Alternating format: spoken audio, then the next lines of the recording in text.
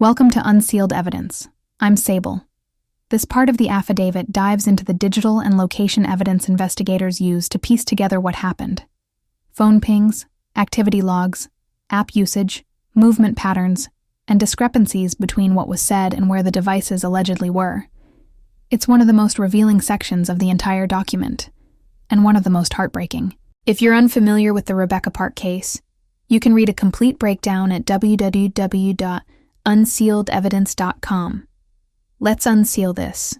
This section is where investigators begin grounding the shifting stories in something factual: digital footprints, phone records, location data, activity timestamps, things that don't forget, don't panic, and don't reshape themselves when questioned. Everything here is alleged and based solely on the affidavit. Nothing is proven fact. Nothing assigns guilt. But the emotional weight of these findings, it's crushing. Trigger warning. This post includes disturbing investigative details connected to the timeline of Rebecca's disappearance.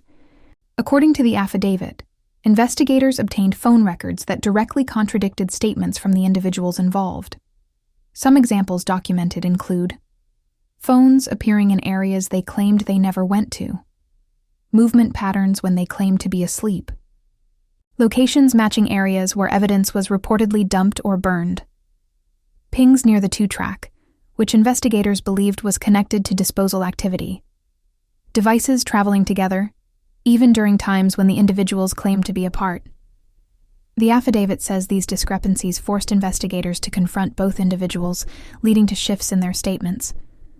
Investigators documented multiple examples of digital activity that shouldn't exist if the stories were accurate: phone unlocking and app use when someone claimed they were sleeping, messages or notifications being opened when they insisted they hadn't touched their phone, movement at times they claimed they were home and stationary. Every time investigators brought up these contradictions, the affidavit says the story changed. The affidavit notes that investigators used the digital location data to focus search efforts on areas that appeared repeatedly in the records. One of the key areas mentioned, the 2-track road referenced in later interviews. Investigators believed the location data supported returning to this area while searching for evidence.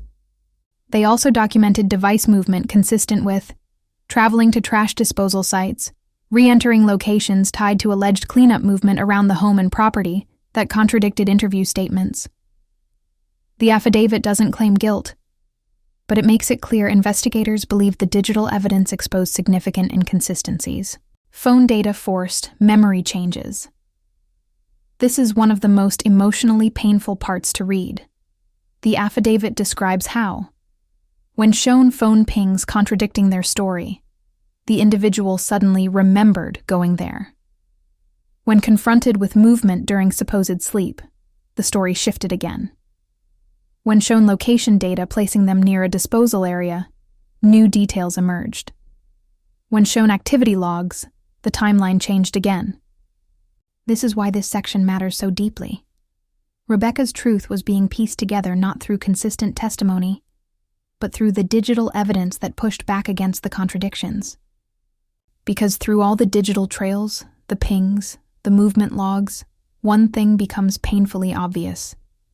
Rebecca didn't have a phone to defend her timeline. She didn't have movement logs to tell her story. She didn't get the chance to correct anything.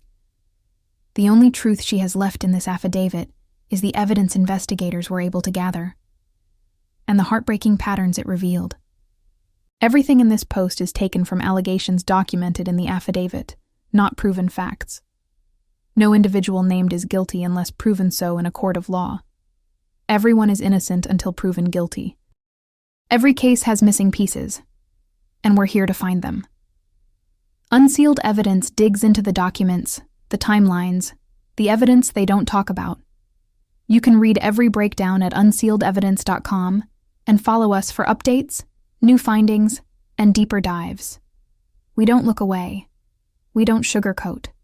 We search until the truth shows itself. This is Unsealed Evidence.